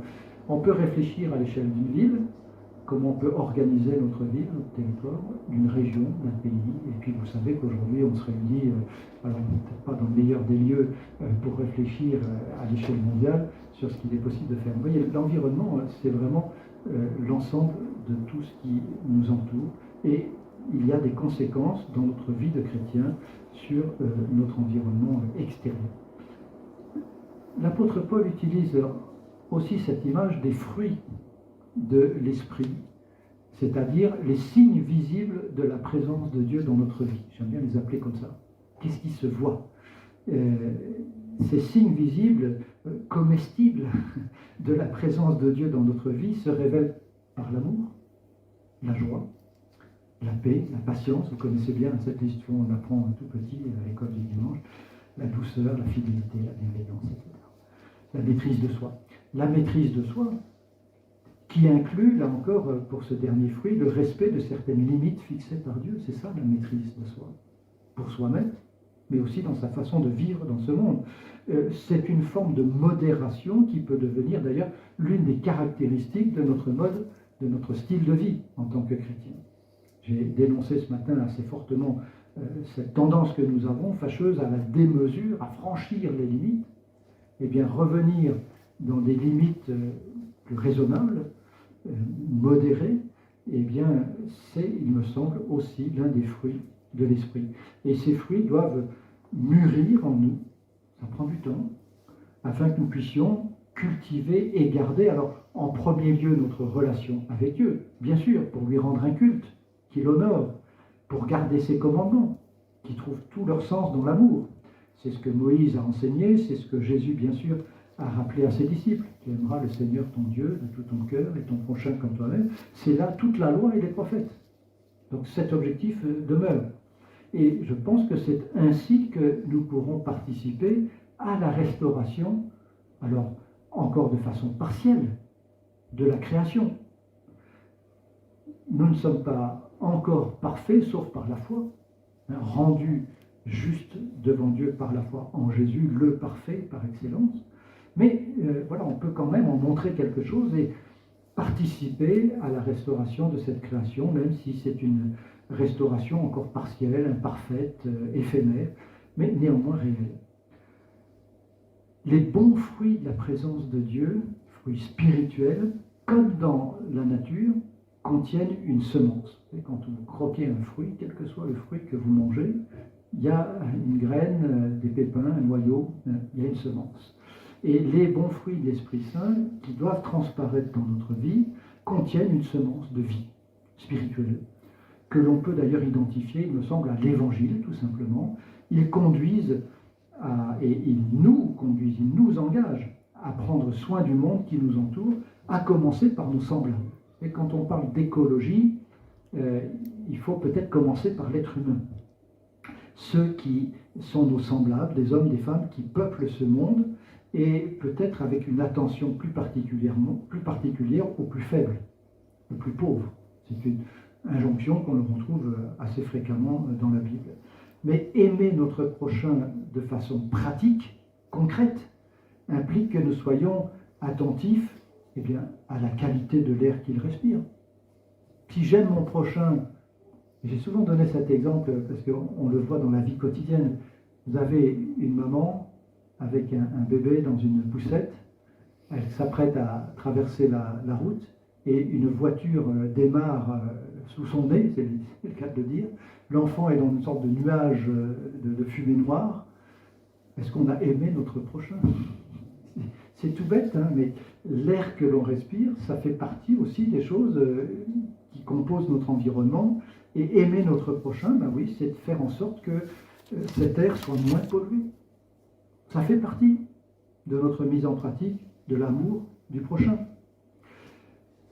Prendre soin aussi de la qualité de la nourriture dont il a besoin pour vivre, de l'eau dont il a besoin aussi pour vivre, et finalement de tout ce qui constitue son environnement. Ce que je veux dire par là, c'est que aimer notre prochain, c'est pas seulement lui annoncer l'évangile, ça c'est, je l'ai dit et je vais le redire, une priorité, mais c'est aussi prendre soin de son environnement, de l'air qu'il respire, de l'eau qu'il boit, de la nourriture qu'il mange. Alors à cet égard, nous ne pouvons plus, il me semble, exploiter les ressources de la terre sans mesure. Vous vous souvenez, c'était une des questions posées au départ. En tout cas, on ne peut plus exploiter les ressources de la terre sans mesure, c'est-à-dire sans faire preuve de sagesse, sans mettre en pratique justement notre amour pour Dieu, Dieu qui est à l'origine de ce monde, et puis pour notre prochain. Je dis souvent dans notre rapport à la création, si vous aviez chez vous un tableau de Van Gogh ou de Cézanne ou de Rembrandt, je ne sais pas quels sont les peintres que vous aimez le plus, vous le mettriez certainement dans le lieu qui se voit le mieux, vous en prendriez très soin, parce que ça vaut très cher, déjà ne serait-ce que pour ça, et puis surtout parce que c'est très beau. Et puis, si vos enfants étaient tentés avec un petit jeu de fléchettes d'atteindre je ne sais quelle cible, ou d'ajouter avec leur pinceau quelques touches au grand maître, vous direz « Ah non, non, non, non, ne touche pas ». La création, c'est l'œuvre de Dieu. Et nous, on est un peu les enfants terribles, avec nos fléchettes, avec nos mauvais pinceaux, et on détruit, hein, on tord, on salit, etc. Quelle est la réaction de Dieu ? J'imagine un artiste, si Cézanne ou Van Gogh voyaient ce qu'on fait de leur tableau, ils seraient furieux. Et ce ne sont que des hommes. Mais oui, Dieu a déclaré sa création bonne, et même très bonne. Ça n'a pas changé. Moi, je n'ai pas honte de m'émerveiller devant les belles choses de cette création. Un coucher de soleil, moi j'ai travaillé sur la végétation, et je m'émerveille toujours, ma femme pourra vous le confirmer, devant des fleurs, devant des arbres, devant la nature. Et parce que, je l'ai dit ce matin, cette nature aussi me parle de Dieu. Elle ne dit pas tout de Dieu, mais elle me révèle l'empreinte du Créateur. Quelque chose qui parle de Dieu. Et si on salit cette nature, cette création, notre environnement, on diminue en quelque sorte la révélation de Dieu. Ça devient plus obscur. Plus on salit la création, moins Dieu se révèle. On a donc une responsabilité aussi dans ce sens.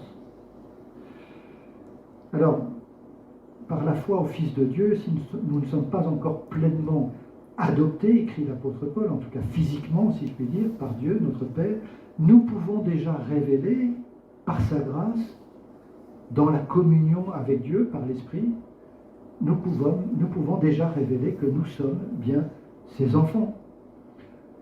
La création tout entière attend la révélation des fils et des filles de Dieu. Ça, c'est à venir. Hein, on est bien d'accord au moment lorsque Jésus revient. Mais nous pouvons commencer. Nous sommes dans la nouvelle création par la foi, pas encore par la vue, mais nos fruits tangible, qu'on peut toucher, savoureux, qu'on peut goûter, répandu parmi les nations. Ça, c'était la vocation adressée au peuple de Dieu, de répandre les fruits parmi les nations. Mais nous l'accomplissons, juifs et non-juifs qui croyons en Jésus. Nos fruits sont offerts à tous ceux qui nous entourent, par l'Évangile dont nous sommes les témoins. Nous sommes témoins de l'Évangile en parole.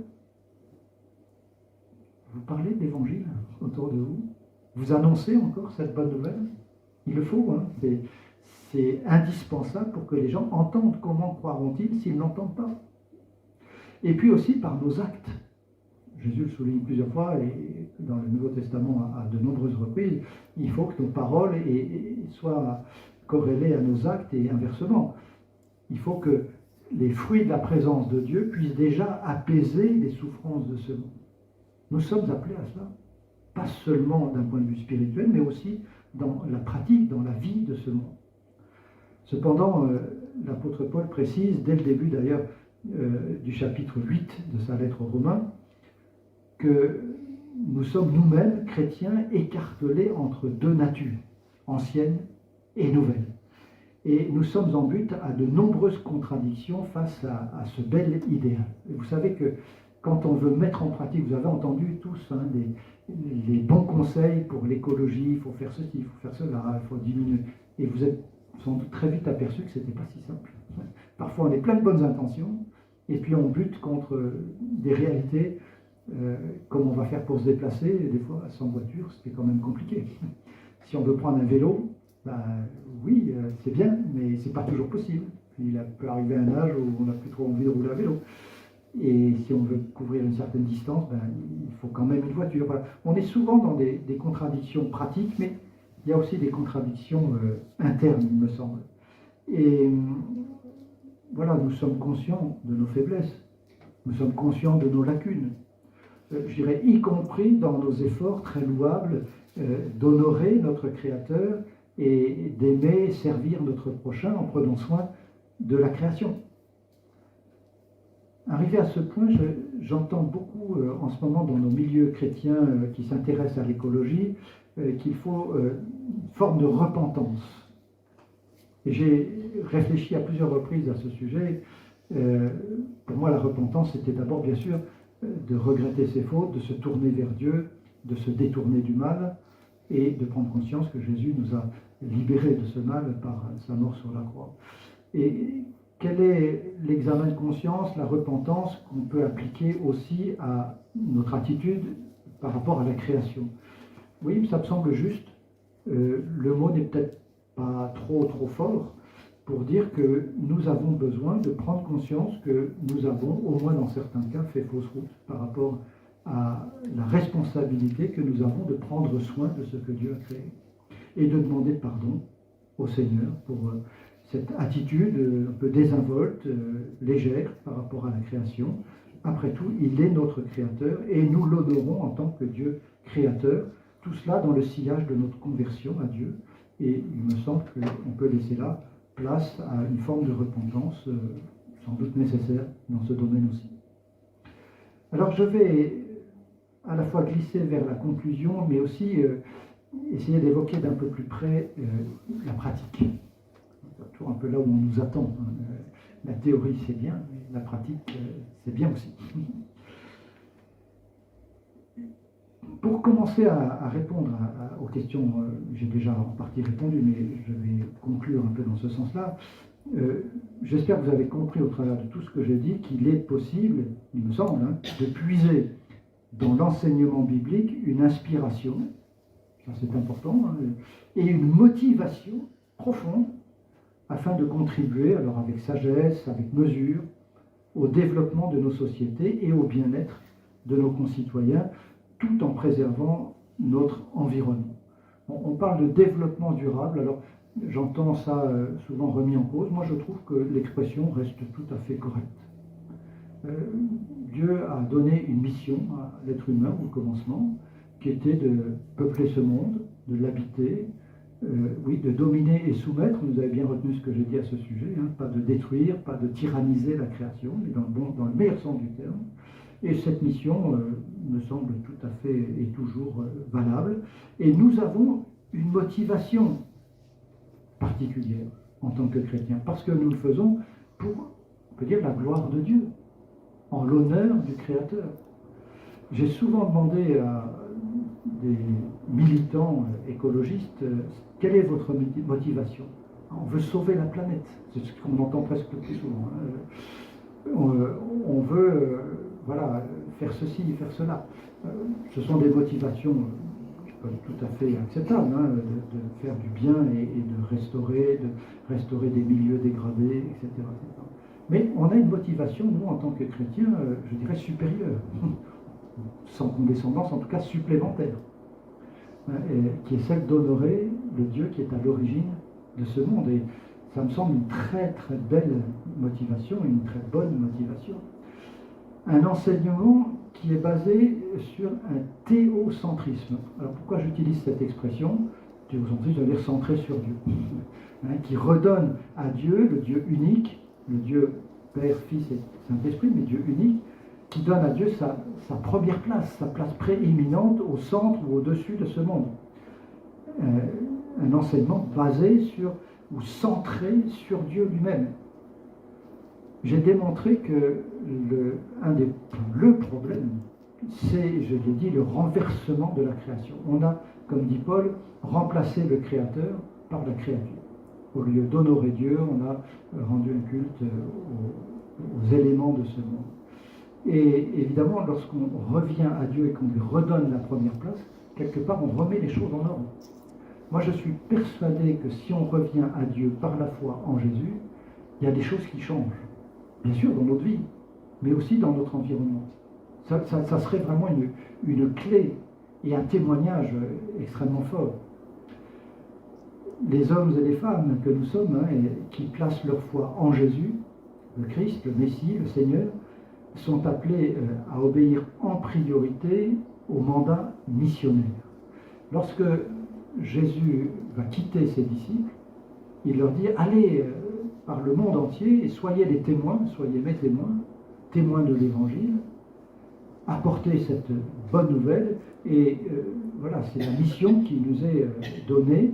Mais cette nouvelle mission donnée par Jésus à ses disciples n'abolit en aucun cas le premier mandat, la première mission confiée par Dieu à l'humanité au commencement.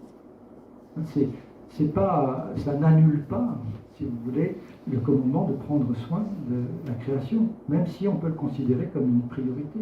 N'oublions pas que le mandat de peupler ce monde, de le dominer, de soumettre, de cultiver, mais aussi de garder la terre, garde tout son sens, aujourd'hui encore, sous le régime de la nouvelle alliance.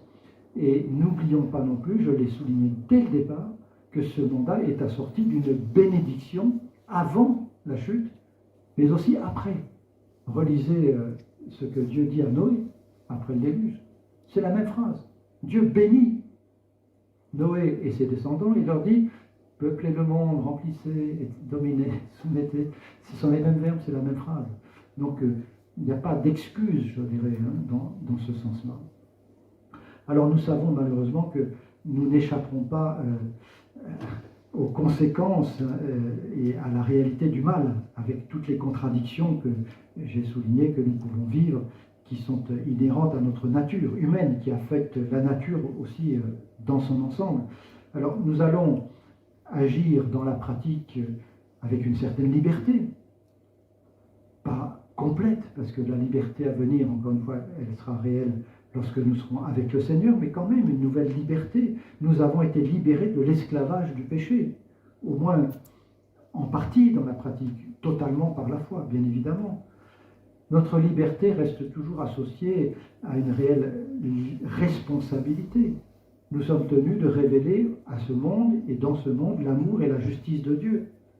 Nous sommes toujours tenus de montrer que nous sommes des êtres humains créés à l'image de Dieu, capables de penser, d'agir, de prendre soin, bien sûr dans notre relation avec Dieu, mais aussi avec les autres. Et sur l'ensemble de cette création, c'est l'idéal que nous cherchons à suivre. Et voilà, nous ne voulons pas dévier de cet ordre d'être en quelque sorte les instruments de la bénédiction de Dieu pour ce monde, en annonçant l'Évangile, en prenant soin de la création du Seigneur.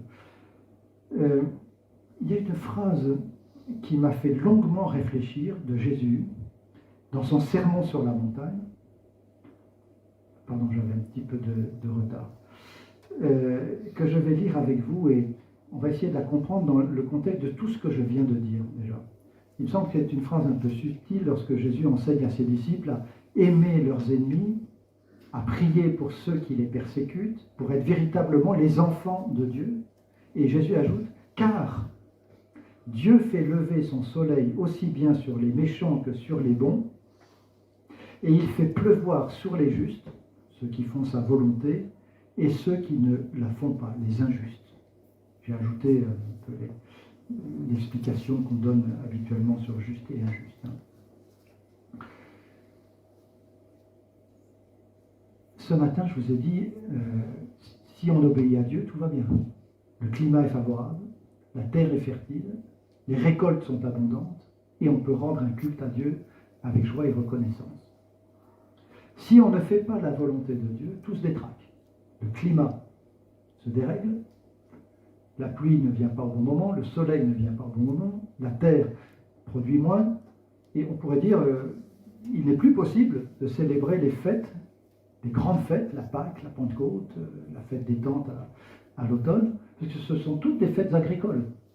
S'il n'y a rien à récolter, qu'est-ce qu'on fait? Et j'ai ajouté que, bien sûr, cela reste absolument vrai. La parole de Dieu n'a pas changé. Mais en même temps, on a pris conscience que nous sommes pécheurs. Nous ne sommes pas encore parfaits, en tout cas dans la pratique, nous le sommes par la foi en Jésus, mais nous restons pécheurs. Et la climatologie de Dieu, si vous voulez, obéit, je dirais, à la loi par excellence de l'amour inconditionnel, quel que soit le temps qu'il fait sous les cieux. C'est ce que Jésus dit. Il dit maintenant, c'est plus tout à fait le rapport de cause à effet entre l'obéissance à Dieu, le beau temps, la terre fertile, etc. Parce que tout est bousculé. Et nous sommes dans ce monde, bousculés.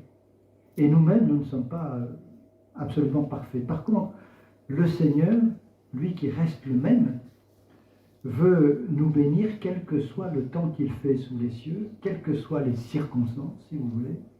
Et nous sommes appelés à répandre la bénédiction, quelles que soient les circonstances. Mieux que cela,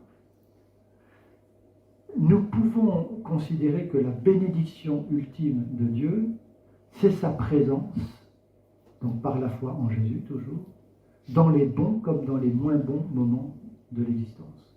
C'est important, hein, c'est une chose qu'il faut...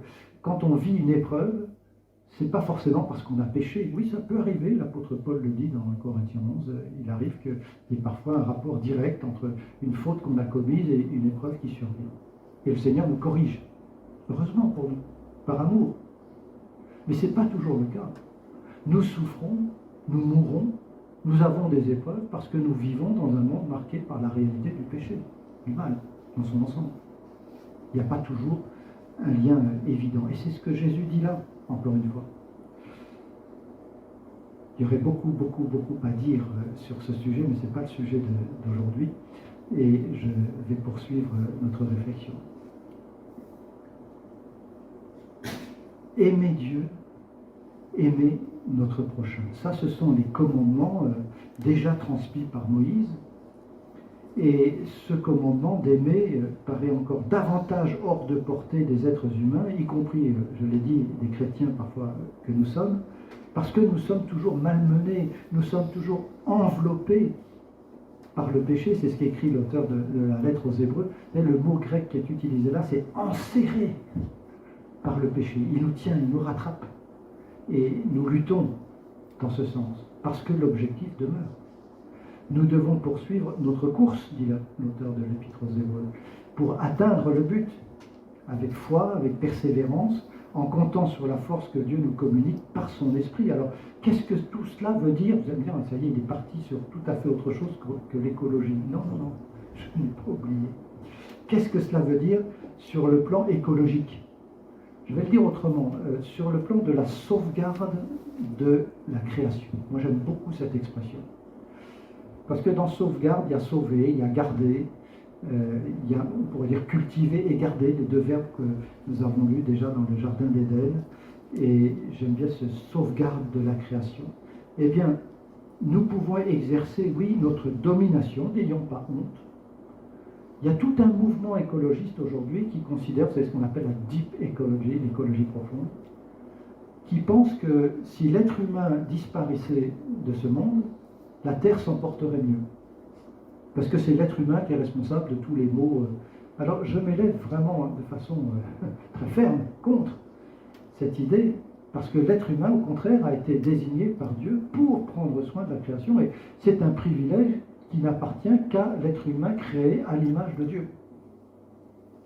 Hier, on voyait un petit reportage sur ces femmes qui se sont occupées des singes, grands et petits d'ailleurs, et qui ont noué une sorte de relation, constaté que les singes avaient une certaine intelligence, oui, mais je n'ai jamais vu un singe organiser des routes, faire de la recherche, ou ceci ou cela. On est différents, il faut assumer notre vocation humaine d'hommes et de femmes créés à l'image de Dieu. C'est une responsabilité que nous avons.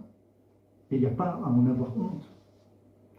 Alors on a beaucoup reproché aux chrétiens ce qu'on appelle un anthropocentrisme, c'est-à-dire de tout centrer sur l'être humain. Non, encore une fois, je l'ai dit, nous ne centrons pas les choses sur nous-mêmes, mais sur Dieu. Je parlais de théocentrisme, de centrer sur Dieu. Et je pense que c'est tout à fait bien. Nous pouvons exercer notre domination sur cette création, mais à condition que nous nous soumettions au Seigneur et à tout ce qu'il enseigne dans sa parole, c'est-à-dire à un cadre plus respectueux de notre condition humaine et, j'ajoute tout de suite, de nos limites. Le remède à la démesure, c'est de prendre compte, c'est de prendre conscience que nous avons passé la mesure, mais c'est aussi prendre conscience que nous devons revenir à nos limites. Moi, je suis un peu effaré parce que on a aujourd'hui des moyens extraordinaires. Enfin, le génie de l'être humain, quand même, il faut le saluer. Nous sommes dans une salle, on a de la lumière, on a du chauffage, on est confortable. Tout ça parce qu'il y a eu d'énormes progrès réalisés et ça n'a rien de négatif en tant que tel. En revanche, quand on va à l'autre bout du monde en quelques heures en avion, c'est magnifique, hein, c'est tout à fait étonnant. Je l'ai vécu à plusieurs reprises dans des voyages. Mais pratiquement jamais vraiment voyagé pour mon... Alors je ne jette pas la pierre à personne en disant ça, mais pour mon plaisir. Mais j'ai eu l'occasion de beaucoup voyager pour enseigner toutes ces choses dans différents pays. Je vais en parler d'ailleurs dans un instant sur un livre. Mais en même temps, ça m'effraie d'aller si vite et si loin. Est-ce qu'on est vraiment fait pour ça? Est-ce que c'est bien? Alors, on voit que ça peut avoir des conséquences aussi néfastes. Même chose pour nos voitures, nos chauffages. On n'est pas obligé de chauffer à 25 degrés. C'est magnifique de pouvoir se chauffer, mais il y a des limites.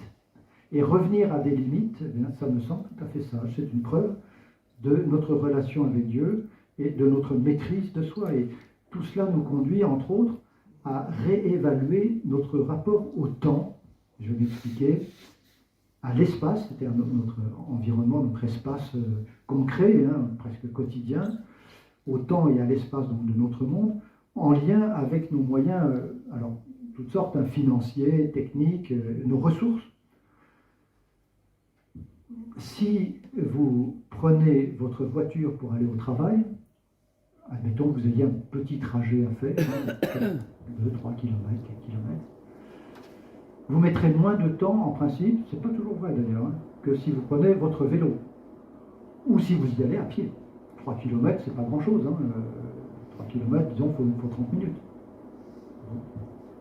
Mais oui, vous allez prendre plus de temps que la voiture qui va mettre 5 minutes.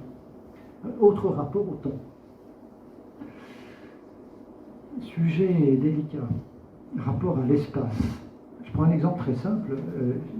Nous, à Aix-en-Provence, je ne vais pas vous interroger, mais dans l'église dont je suis le pasteur, les gens viennent, je dirais, en moyenne, d'à peu près 20 à 25 km autour d'Aix-en-Provence. Je dis bien en moyenne. C'est-à-dire qu'il y a des gens qui viennent du quartier, eux, ils viennent à pied.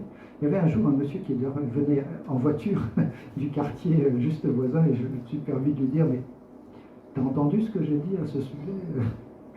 Alors après, il venait à pied, plus courageusement. Le monsieur est déjà un petit peu âgé. Mais voilà, d'autres viennent de 10, 15, 20 km, 25 km, 30 km. On a toutes sortes de familles qui viennent. Et puis, les plus loin, c'est 60, 65 km. Oui, on a des gens tous les dimanches matins qui viennent, qui font 60, 65 km pour venir au culte. Ces braves frères et sœurs qui viennent de 65 km, on dit, il n'y a pas une église plus proche de votre domicile? Ah oui, il y en a quelques-unes, mais on est quand même mieux ici, alors ça me fait très plaisir. Mais quand même, en même temps, je me dis, c'est pas très bien. Est-ce qu'il n'y a pas d'autres solutions? Rapport à l'espace. Je sais que c'est pas toujours simple. Je sais, je suis bien placé pour le savoir. Et je ne jette la pierre à personne. Ce monsieur vient toujours depuis des années, depuis 65 km, je ne lui ai pas fait la leçon plus qu'il me fallait. Mais vous voyez, il faut quand même réfléchir à notre rapport au monde. Si on veut être cohérent avec notre foi, et réévaluer, je le pense profondément, notre rapport au temps. On peut prendre un peu plus de temps. Il y avait un livre comme ça, il faut prendre le temps de prendre son temps. Et c'est vrai, il faut y réfléchir. C'est pas si simple. Voir comment on peut se déplacer aussi dans notre espace quotidien. Les moyens financiers dont on dispose, qui sont considérables, y compris, alors bien sûr par rapport à l'histoire, mais par rapport à bien des peuples dans ce monde. Quand on voyage et qu'on voit comment vivent beaucoup, des milliards d'êtres humains dans ce monde, nous sommes très riches. Je dirais presque les plus pauvres d'entre nous sont parfois beaucoup plus riches que bien des gens dans ce monde. Et puis les ressources qu'on utilise, quelles qu'elles soient, énergétiques ou autres, là encore, nous avons une réflexion à mener. On n'est pas obligé de manger sans limite, de brûler sans limite, etc. Il faut faire preuve d'économie. Alors c'est un mot que j'aime beaucoup. Pas tellement au sens où on l'emploie le plus souvent. Vous savez ce que ça veut dire, économie? Économie, dans éco, il y a oikos en grec, qui veut dire la maison. Et l'économie, c'est commencer par bien gérer notre maison.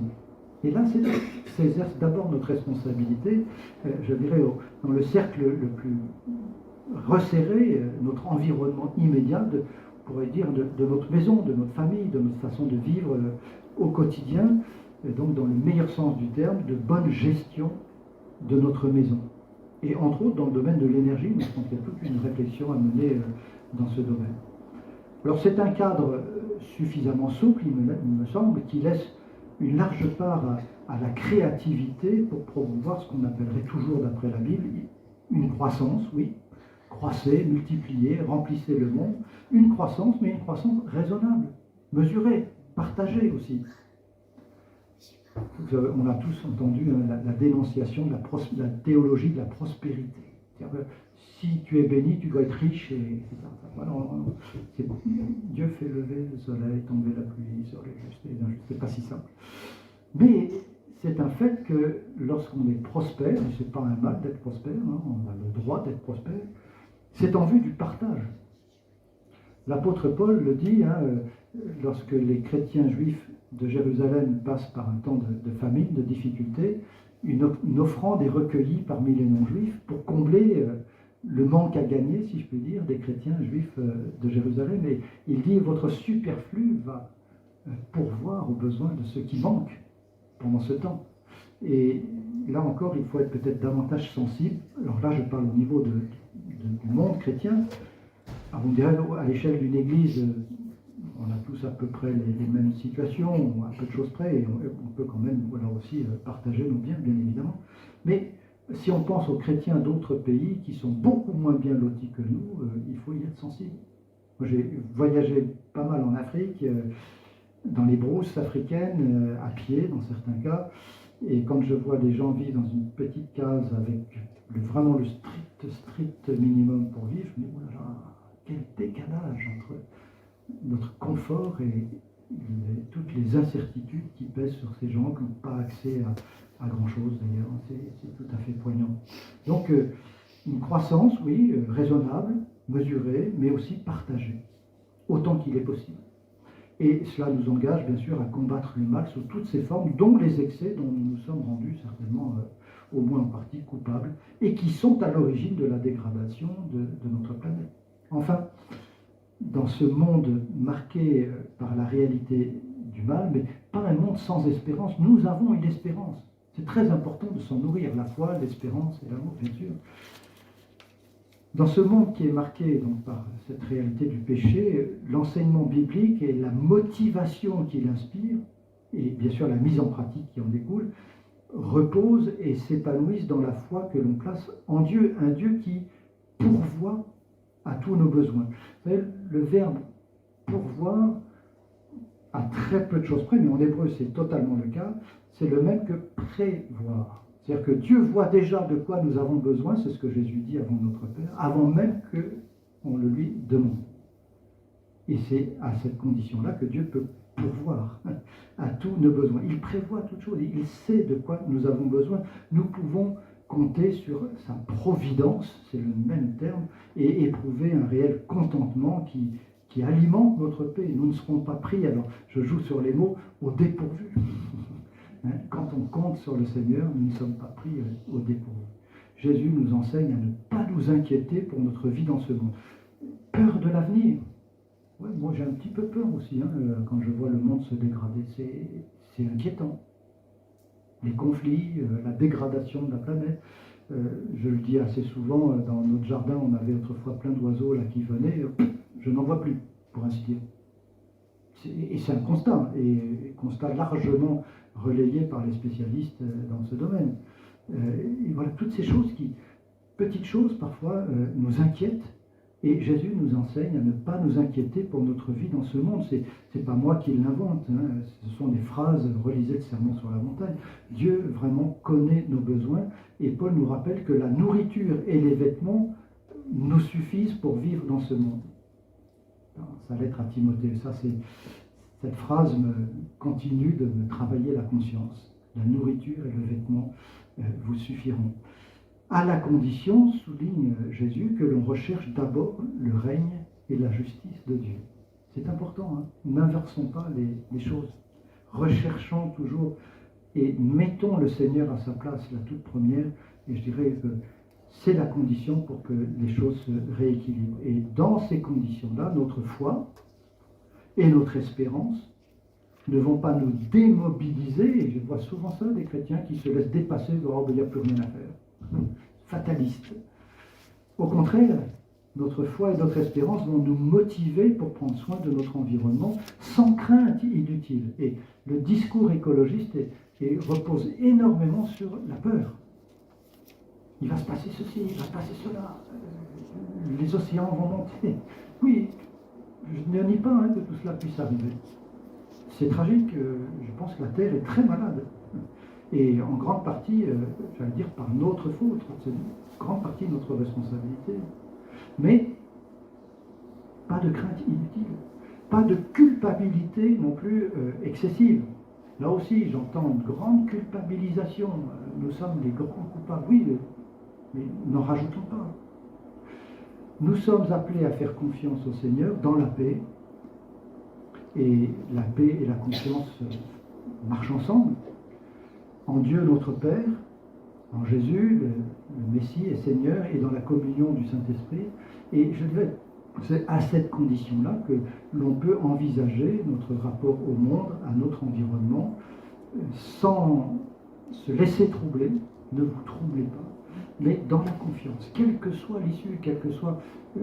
voilà, je ne voudrais pas céder la place à la crainte, à la mauvaise crainte, mais toujours à la confiance au Seigneur. Mais la confiance ne nous démobilise pas, elle nous encourage au contraire à faire quelque chose, à se mettre en mouvement pour prendre soin de ce que Dieu a créé. Et je le dis systématiquement dans mes conclusions, aimer Dieu et aimer notre prochain, c'est certainement un excellent moyen de prendre soin de notre environnement. Et prendre soin de notre environnement, c'est une excellente façon d'aimer Dieu et notre prochain. Voilà, je m'arrête là, en tout cas, pour cette partie. On va laisser un petit peu de temps pour un échange, et puis je terminerai par quelques diapos, mais très rapides. Hein. Ce sera, je ne sais pas jusqu'à quelle heure nous allons. Ça va? Pas trop précis. Alors c'est bien d'avoir un petit échange maintenant, il me semble. Hein. Et je terminerai par quelques diapos d'un travail que je fais au Burkina Faso, enfin que je suis davantage que je fais, qui me semble être un exemple voilà, de mise en pratique, tout simplement. C'est un chrétien évangélique qui a lancé ce travail, je vous en dirai deux mots, et je le trouve très intéressant parce que c'est dans un milieu ultra dégradé qu'il a remis, qu'il a restauré, et j'en dirai plus tout à l'heure. Très bel exemple de véritable écologie, au sens vrai du terme.